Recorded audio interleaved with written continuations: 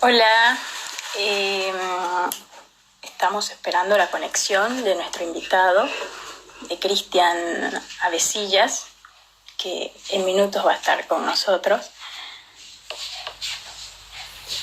No sé si me pueden decir, si pueden escuchar bien, si está bien el volumen. Ahí está. Estamos.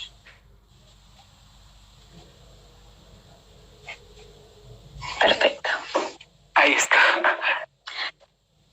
Hola, Cristian, ¿cómo estás? Hola, Astrid.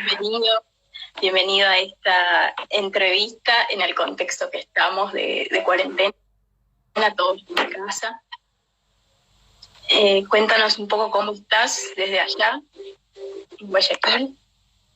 Pues entusiasmado de volver a verte tanto tiempo que ha pasado y también fraternizado, porque la geografía no importa ahora, esta pandemia nos compete a todos, nos involucra a todos, es una manera macabra de fraternizarnos y de vivir lo mismo todos. Sí. ¿Tú cómo estás? Bien, Cristian, ¿nos podrías comentar un poco sobre el proyecto que llevas a cabo que conecta, los poetas de diferentes partes del mundo? ¿Cómo se dio este proyecto? Bueno, todo empezó el día de la poesía, que fue 21 de marzo, días antes, que me convoca una directora de un centro cultural de aquí, Ecuador, de la provincia de La Suay, y me dice que quería un video mío leyendo unos poemas de mi autoría, pero estábamos ya todos en cuarentena en todos los países hermanos, donde hay poetas que aprecio. Y le dije, ¿por qué no invitamos a más personas? Y fue así. Me dijo, hazlo, le damos espacio. E invité a mis amigos y poetas en español de todo el mundo me empezaron a enviar sus poemas. Publiqué después, empecé a publicar en mi Facebook, en el muro de mi Facebook, varios de sus poemas, uno. Llegué como a 23, pero después se desató la crisis de una manera más radical y convocante. Me exigía por un momento dejar este proyecto para dedicarme a la otra tarea que en esta pandemia tuve que asumir. Pero el proyecto siguió porque los poetas nos unimos y empezamos a diseñar otras plataformas de difusión para nuestros trabajos, esto de poetas versus coronavirus o poetas en tiempos de pandemia. Sí, Cristian,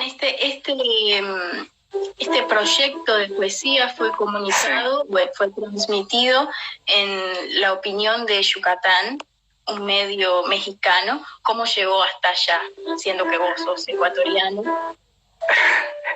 Bueno, Gabriel Avilés es uno de los poetas que participó en esta convocatoria, que es una convocatoria en principio afectiva, pero también una convocatoria en actitud de reverencia, porque los poetas a los que les pedí que se unan, primero son amigos, pero segundo tienen una obra madura, bellísima, lograda y sobre todo que merece llegar a más públicos.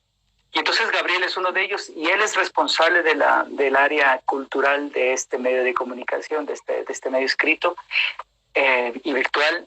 Y entonces también le dio esa difusión por allá en México y para alegría de todos. Sí, ahora vos estás en Guayaquil, ¿no? Sí, yo físicamente estoy ahora en Quito. Yo viajé a Quito, circunstancias, y venía a dejar un libro y salió la orden esa noche mientras yo estaba viajando. Son 500 kilómetros de distancia. Yo salí de Guayaquil a las 4 de la tarde y a las 8 de la noche se dio la orden del toque de queda y se cerraron las carreteras interprovinciales. Arribé a Quito a las 2, 3 de la madrugada y ya no pude volver a Guayaquil. Y bueno, eso me ha permitido cumplir un rol diferente a lo que estaría ahí en Guayaquil, puesto que puedo ser útil. Cuando yo capital de Ecuador, ¿no? También. Sí, todo sí, se moviliza a partir de ahí. Las grandes manifestaciones y demás del país se dan desde el polo más activo del Ecuador, el más caliente, que es la parte de las tierras, siendo lo bastante contrario, porque Quito es frío y todo justo, manifestaciones y demás, todo se alza justo ahí en Quito.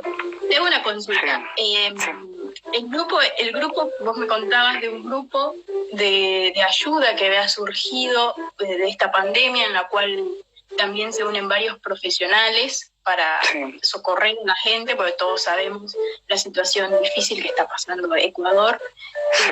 ¿Vos me podrías decir el grupo que tienen, de qué tipo de profesionales comprende? O sea, doctores, periodistas. Sí, mira, a lo largo de mi carrera he logrado relacionarme con profesionales de todas las índoles y especialidades. Y se ha ido acumulando una suerte de lobby interdisciplinario de seres humanos que, bueno, en tiempos de dolor como el que estamos atravesando, tienen el corazón desprendido y generoso. Entonces, todo empezó con el contagio de COVID de un tío mío, un tío amado, y entonces necesitaba el oxígeno y desde el teléfono empecé a buscar oxígeno, pedir, y me llegó la información. Esa información la pude canalizar, mi tío recibió lo que necesitaba y a la vez otra persona me empieza a preguntar dónde conseguía una medicina Plaquenil que es específica para el tratamiento del COVID-19. Y entonces yo tengo unos amigos farmacéuticos y puse en contacto a este amigo que necesitaba para su madre con el farmacéutico. Y después otra persona, y entonces empezó a hacer así una cadena, evidentemente incontrolable, de gente que solicitaba ayuda y de gente que podía dársela. Y todo más o menos se gestó de manera voluntaria y espontánea, cuando me doy cuenta de que podía organizar esta información y empezar a distribuirla. Y es así como ahora ya tengo una lista de psicólogos, tengo una lista de farmacéuticos, tengo una lista de doctores, tengo una lista de periodistas, de diplomáticos, de profesionales de la enfermería, no doctores sino enfermeros, y a la vez difundo entre mis amigos la noticia de que puedo ayudarlos de alguna manera y de que si es que necesitan algo pueden pedirme y yo empiezo a circular esto de aquí. Eso me ha puesto en contacto con casos muy particularmente desgarradores, pero también me ha puesto en situación de que hicimos todo, pero no fue suficiente y falleció alguien porque faltó algo, la cola era muy larga y no lo logramos hacer, pero también hay un par de vidas que hemos salvado. ¿Vos podrías comentarnos un poco más sobre la situación que se está viviendo? Ya sabemos por los medios, ¿no? Que bastante caótico que es, pero vos desde tu posición, desde tu rol como escritor, ¿cómo lo expresas?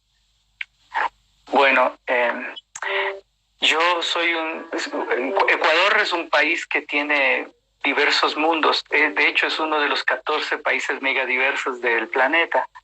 Quito es una ciudad andina. Guayaquil le dice, según el poeta Jorge Cabrera Infante, cubano, le bautizó como el último puerto del Caribe.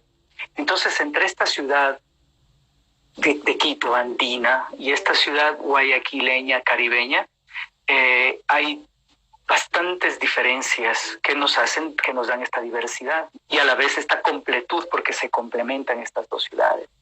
Yo nazco en Quito, estudio mi colegio en Quito y termino mi carrera universitaria en Guayaquil y es donde me radico y vive toda mi familia en Guayaquil.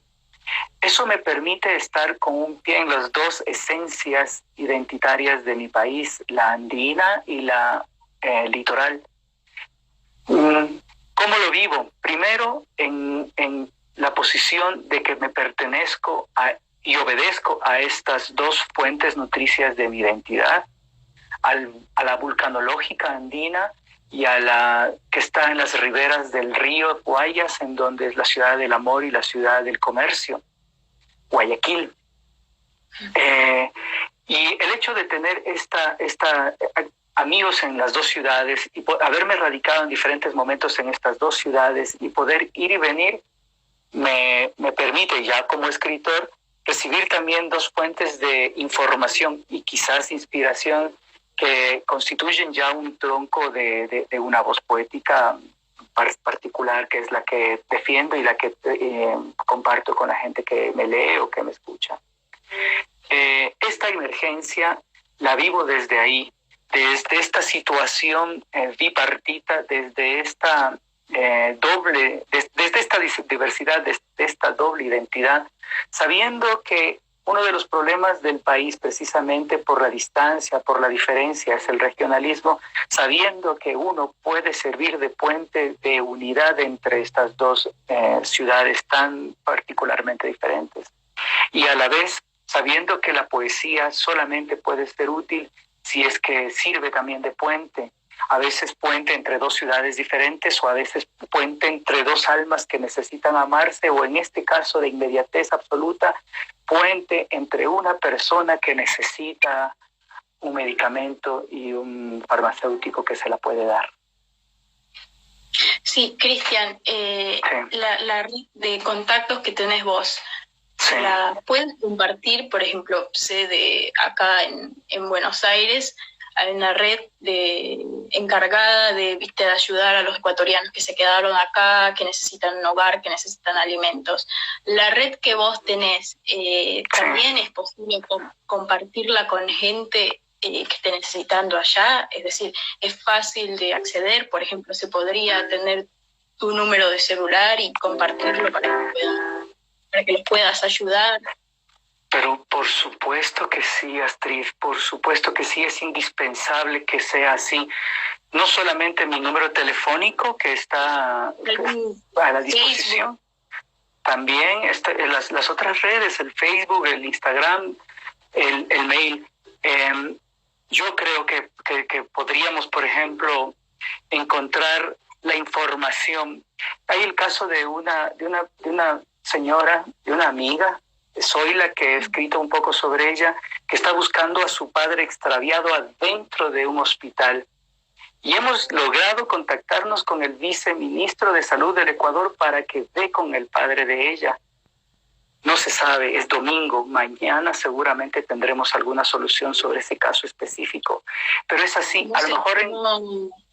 ¿Cómo se dio que el padre de ella se perdió? Esto ¿Él entró por la pandemia, por el COVID-19? No, él entró porque tenía dolor de cabeza, un hombre de 83 años.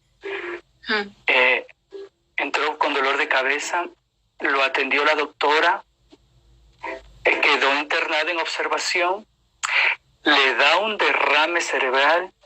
Él ingresó el 17 de febrero, le da un derrame cerebral los primeros días de marzo, empieza a recibir tratamiento, pero se declara la emergencia y se queda en el piso 3, en la cama 9, dentro del hospital, y desde entonces Zoila, su hija, no puede pasar las puertas que controlan los guardias del hospital porque puede contaminarse o puede contaminar a los pacientes que están adentro, y desde entonces ya no sabe nada de su padre y pide, suplica, se llena de coraje, grita y nadie le da ninguna respuesta.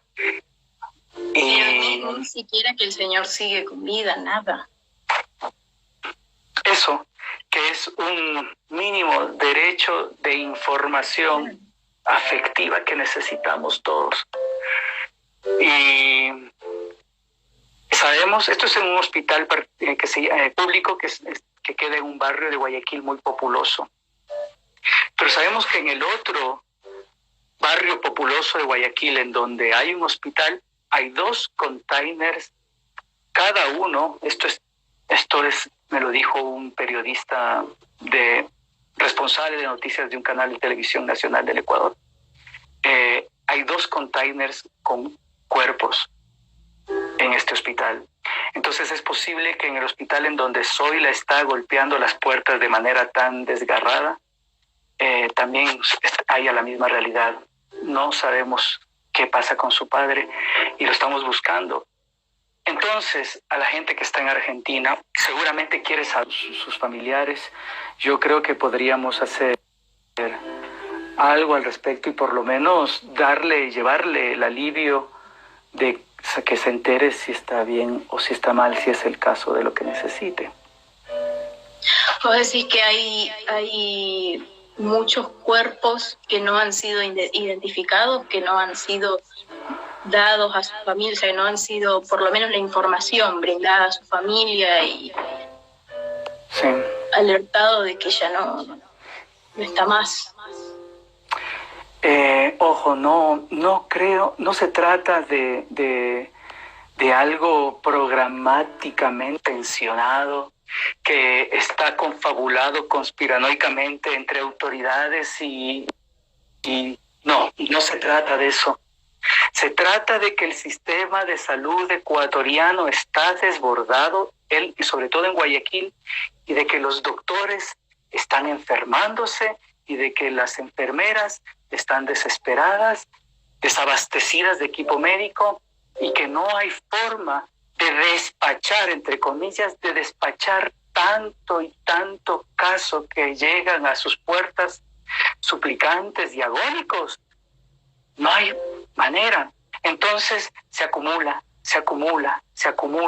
y no es falta de amor, no es falta de servicio médico, es que humanamente es imposible atender desde números aritméticos lo exponencial de la situación que estamos nosotros viviendo y para la cual no estábamos preparados y creo que ningún país estaba preparado, pero en el caso de Ecuador es mucho más evidente.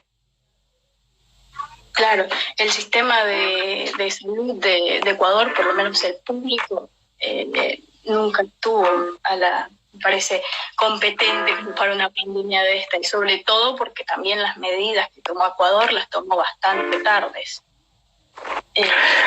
Sí, y además hay que tener en cuenta una cosa, en Guayaquil no solamente hay una pandemia manifiesta, hay también una epidemia ahora galopante sobre los hogares de nuestra gente, el dengue hemorrágico, que está también en mi familia, también ya golpeó un caso de dengue hemorrágico, porque está también enfurecido y ensañado sobre los guayaquileños. Son 2 epidemias, son 2 males ahora. Cristian, sobre el tema de contacto de la gente, sí. ¿Cómo podemos hacer desde ANCOM para ofrecerle ese puente de nosotros hacia vos, hacia el de expertos que tenemos? Bueno, lo primero que tenemos es la voluntad mutua de ANCOM y de nosotros mira, inclusive de Buenos Aires, una poeta querida y psicóloga querida, Jackie Curiel, ofreció sus servicios de asistencia psicológica para gente de Ecuador y de Guayaquil que necesite asistencia psicológica, consejería o simplemente ser escuchado. Es decir, no solamente es en Ecuador, eso parece que se extiende un poco más. ANCOM evidentemente podría servir también como un canal. Tenemos las voluntades dadas y tenemos la sensibilidad de la poesía que nos hermana y que nos hermanó siempre con los lectores, con los espectadores de ANCOM Noticias, con la gente amiga, que es amiga, que es amiga, que es amiga de otra persona y otra persona. Y así es como humanamente podemos cubrir. Sí, Cristian, Sí. bueno, acá leo los comentarios y hay Sí. una persona interesada en querer saber un poco más del proyecto de poesía, cómo sigue, cómo se puede acceder a este.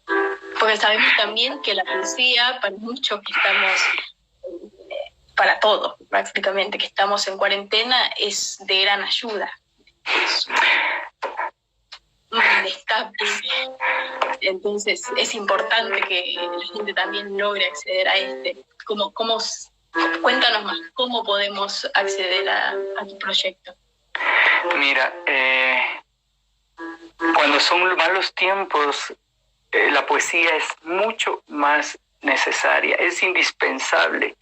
Lo decía Hölderlin en los años del prerromanticismo alemán, cuando se necesitaba definir ese país, cuando todavía era Prusia y necesitaba todavía cimentarse esa evolución de la especie humana que pasaba ya del Renacimiento hacia las nuevas eras industriales, y entonces salió el romanticismo. Y él decía, la poesía es más necesaria en los tiempos de crisis y ha pasado siempre. Ahora, como humanidad, estamos enfrentando una crisis que nos compete, nos atañe a todos. Y los poetas, que varios tienen la facultad, el atributo de convertirse en profetas y videntes de lo venidero, y poetas, que varios tienen la facultad de convertirse en cronistas de su tiempo, y poetas que están llenos de sabiduría, de sensibilidad, tienen que hacer que su voz se manifieste en estos días. Llegar a esto de aquí, a este proyecto, asimismo es algo que está abierto. Ahora tenemos una emergencia diferente que a mí, en mi caso particular, me ha obligado a convertirme en una suerte de recadero entre la gente que necesita ayuda inmediata y la gente que puede facilitarla, como te estuve explicando hace un instante. Pero hay más poetas y entonces, primero, multiplicarnos, quizás tengamos que aprender algo de los virus, tenemos que multiplicarnos y propagarnos, primero agruparnos. Hay poetas, solos no podemos, hay poetas que conocen otros poetas que conocen otros poetas y entonces agruparnos y empezar a compartir. Y después esos núcleos, esas células ya constituidas como una unidad, unirse a otra y así constituir un organismo poético que defienda al hombre de nuestro tiempo, que lo acompañe en su cautiverio, porque estamos cautivos allá en Buenos Aires, acá en Guayaquil, allá en Bogotá, en La Habana, en Madrid, estamos cautivos y necesitamos poesía para darnos esperanza, para sostenernos como especie, para empezar a devolvernos el amor. Mi teléfono igualmente y mis redes están asimismo disponibles y abiertas para eso. ¿Cuál es la plataforma a la cual podemos acceder a leer todas estas poesías o estos escritos? En mi muro de Facebook están ya 23 poetas y mira tú, penosamente, porque la exigencia del tiempo me lo demandaba así, tuve que dejar en el archivero todavía 12 videos de 12 poetas más leyendo su poema. En mi muro de Facebook están poetas leyendo su poema con una reflexión sobre la pandemia. Pero también hay un canal de Instagram y hay un canal de YouTube y hay un grupo de WhatsApp en donde compartimos todo esto de aquí. No sé cuál sería el Poetas en tiempos de coronavirus es el Instagram. Ya hay información ahí. Poetas en tiempos de coronavirus en Instagram. Sí, eso está ya en Instagram. Entiendo que está ya difundiéndose. No me he apersonado en eso. De eso está una querida amiga que está también confinada allá en... Ella es de Lombardía, Italia, María Giovanna Müller. Ella está encargada y difundiendo en Instagram. Los grupos de WhatsApp, bueno, esos son abiertamente voluntarios y se ingresa solamente con el contacto de alguien que tenga a un amigo poeta que nos conozca En este caso, por ejemplo, tú. Y Facebook, bueno, en mi muro. En mi muro, Cristian Avecillas. Sí. Ahí está la información. Poetas en tiempos de coronavirus. También de compartir las poesías, y también el portal para acceder a este tipo de ayuda. Por ejemplo, la gente que nos está sintonizando, yo les puedo decir que busquen esta página de Poetas en tiempos de coronavirus, y por ahí van a poder tener algún tipo de ayuda que necesiten, tanto en Ecuador como obviamente acá en Argentina, desde Ancón. Sí. Por ejemplo, hay entre los poetas que ya estamos juntos en esto, hay gente que da talleres de poesía, y hay un poeta de Juliaca, Perú, que es un poeta muy grosso, que además es editor, Darwin Bedoya, dijo que esto de aquí, si es que la vida se resiste a ser exterminada por este virus, este proyecto de aquí será publicado en formato de libro físico, probablemente a finales de este año o a principios del próximo año, con los poetas que se han unido a esta cofradía poética que se armó de esta manera. Así que no, todos bienvenidos. Evidentemente, y esto es importante, el poema es un acto de contemplación, de reflexión, de comunicación, y como tal merece tener un rigor en el momento de crearlo. Los poetas que se expresan tienen que ser conscientes de que en este momento la expresión es quizás menos importante que el acto de maravillar al otro. Entonces el poema es un objeto bello y útil, y el poeta tiene que asumir esa responsabilidad, que el objeto que él cree, el poema que él construya, tiene que ser bello y útil. Cristian, nos preguntan también cuáles son, si nos podés repetir, cuál es tu nombre en las redes sociales, o cómo te pueden ubicar. Ya sé que la entrevista es a Cristian Avecillas, pero viste las preguntas, hay que ser respondido. Claro. Bueno, yo creo que no habemos muchas personas que tengamos el apellido Avecillas. Entonces en Facebook es fácil poner Cristian Avecillas y sale mi rostro y claro, a mi solicitud de amistad. Una persona que está muy interesada en la parte de la escritura, dice que si se necesita ser reconocido para participar de los grupos de poesía, o si puede hacerlo de manera libre. ¿Sabes qué es lo más lindo que tiene la poesía? Que no se trata de ser reconocido, sino de reconocerse en el poema a uno mismo. El poema es un evento, digamos, cósmico, de una unidad minúscula que somos entre nuestra psiquis, nuestra historia, nuestra biología y nuestra identidad.